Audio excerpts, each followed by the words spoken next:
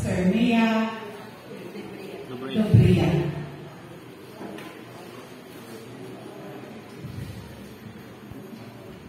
May punta mga kaigsunan, happy Sabbath.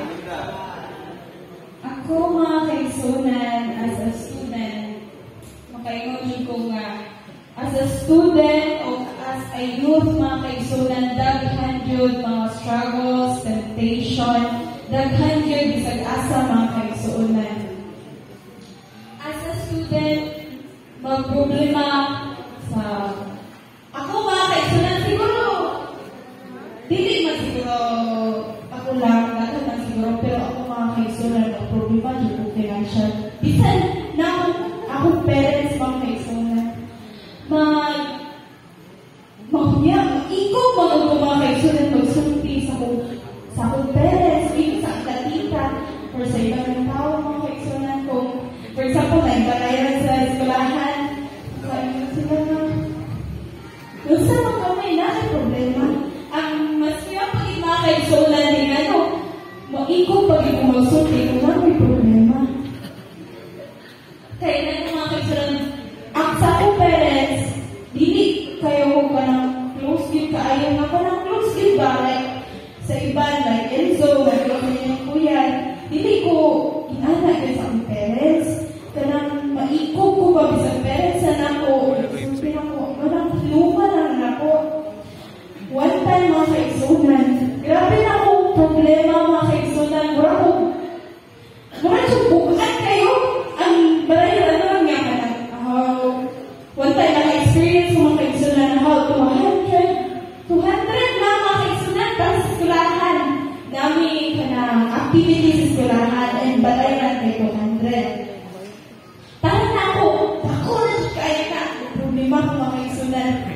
Kanang, pero wala may ba akong mama na inala din, ay bayan na. Hindi mo ko sulti.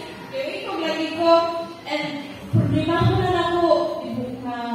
Si Mana, sobra rin ako, tiguman ako. Muna mga kaigsunan niya, kung makaya ka na ako na lang tiguman, or kanang ako ng peranan, ako na. Kaya hindi ko ganahan ng mga kaigsunan niya, kanang problema ang parents, pero hindi mo silita na ayaw problema ha, kaya maadiyahan na lang nila, ipupay naman sa ito ang financial mga kaigsunan na nasa-answer pa upang mga kaigsunan na nag-ingat ko sa ako mag-ingat. Pagkalas na yun, niya ka lang need yun mga kaigsunan niya ka lang makapayag para makapil kay Grace na na. And then, chat ako sa kumama, marami ko ganyan ka magsulti mo kumama, namin bayaran mo ka na. Kurbaan na sa kumama kay magsulti mo ka kay Manal, Beres, Claudio, tapos ay sa mga kaigsunan, kanang ang financial, para na ako, sagot yung mga kaigsunan, kaya may ikog ko magsulti mga kaigsunan, and sa pagitan ng mga kaigsunan, kanang ang time nato as a youth, as a student mga kaigsunan, as a kanang student, atong tayo kay busy yun kayo, kanang especially sa mga activities sa school, sa tanan, and isa na challenge na ako mga kaigsunan na ako yung ginaampo sa Ginoo mga kaigsunan kay kanang ikasimba Wednesday o Friday mga kaigsunan kay gikan sa eskwelahan, kapoy na kayo na mga kaigsunan, and mura magdili na ang ganahan sa church kay, ay dili na kaganahan mo ato sa church kay kapoy na lagi, mura na kagkatuhon, and ako na niampo sa Ginoo mga kaigsunan nga,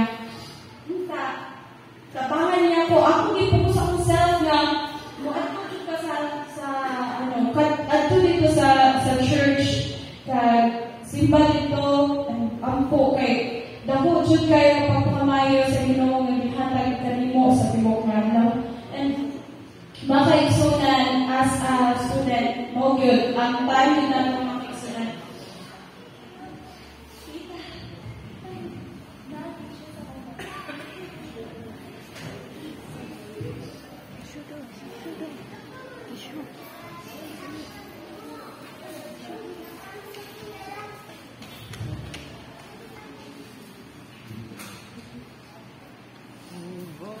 Excuse na kanila. Mga kaigsunan, last week, dako jud nga experience para na ako mga kaigsunan. Last week is exam na ako mga kaigsunan. And katong Sunday ba si ate? Sunday ka to na rin siya? Sunday si ate Sunday ba to? Sunday nag-chat si ate Suzette. Ingon siya, may naapoy appointment mga tao sa Crusade sa Kiyot Wednesday. And mga kaigsunan na lunan sa ako exam mga kaigsunan. And nasunod sa akong mind nga, sige ate, bukuyog ko. Mura na nasunod pero nagduha ko ako mga kaigsunan kay exam lagi. Ingat ko, saan ako anak. Pero mga kaigsunan, mura ito bigiyahan akong mind sa Ginoo mga kaigsunan. Akong nasunod, sige ate, muadto ko. And then, pagka, ato na dito, mga kaigsunan, gagatabi dito, pagkakuman sa simba, iman ko lang, gabi na, one time, alas 11 na pinakauli niya. Sige, kung yaw-yaw mga kaigsunan, dito sa kananay kuya, sa gawa simbahan, kay, lagi sige, kung study, hindi ka mong skulahan, kay pagkaugma, exam niya, 5 pagkabuka mong, lima ka buong subject, and akong sige yaw-yaw, sige kung ako, ikot ko, usa ka niya akong ikasulti ka, usa ka niya akong ikatubag sa akong mga questionnaire sa mga akong exam, ikot ko, bahala na lang yun, akong giampuan, nag-ampo ko sa Ginoo nga, unta niya akong giyahan, pag-abot ako sa balay, wala na akong problema akong exam mga kaigsunan, and pagka-morning kay exam na, take ko exam, and nag-review ko, kailangan na yung time para mag-review, kaliyot lang po. And nagpasalamat ko nga ang mga question dito kay kanang mga murag na recall sa akong mind ba kung sa mga sumoto na ito pag-ingon ko mga kaigsunan niya kaning mga ginapahuna na ako nga as a student mga kaigsunan kay garbage ka negative of mind mga kaigsunan kay ano gamay na bagay ako siya para ko mga kaigsunan wala siya bukas kayo ko ano si Tito mo sulti na siya nga sulti na kipag usa na yung problema wag na kung wala lagi wala lagi ko yung problema sa ay kaya ba mga kaigsunan dagan kaya problema kaya gamay na bagay for example ako na perform na kasi hatag sa among teacher magkuhan siya ko mga kaigsunan magproblema siya ko na kay grabe pa di ko kahibaw magbuhat na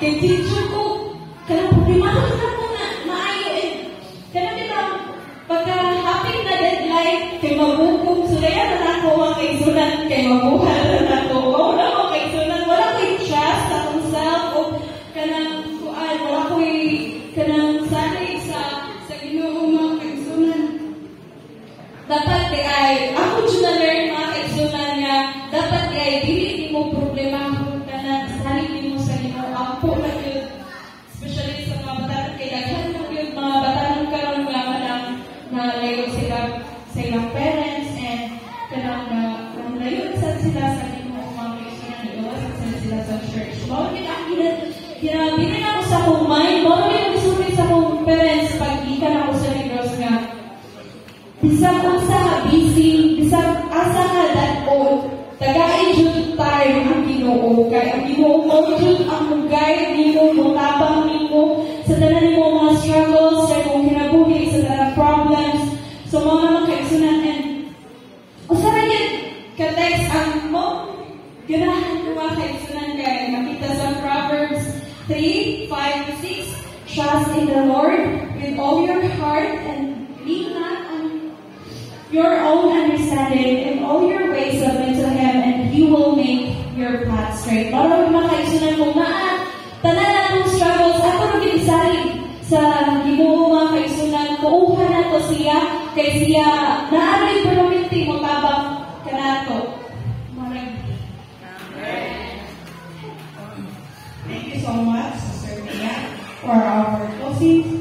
remark, so that we can proceed with our lesson study. God is faithful to fulfill all His promises to His people. It is for us to read, memorize, and believe His promises and claim them daily over our lives. God promises us deliverance if we trust, obey, and believe. Let us trust God and His Word. You may be experiencing illness, loss of earnings, or loss of loved ones, or having troubles in your schools. Search the scriptures for GPS, or God's powerful scriptures, to help you navigate these difficult times. Dear brothers and sisters, let us understand that trouble in our way is an opportunity for joy. Tested faith brings a chance to grow our endurance and spiritual muscles. So let us use these opportunities to let us endure fully, to let our endurance fully develop. This will make us strong and ready for anything, most importantly, ready for the eternal kingdom. Happy Sabbath, and may God bless us all. We may now proceed with our lesson study by class. I requesting all the assigned elders to go to their respective classes. And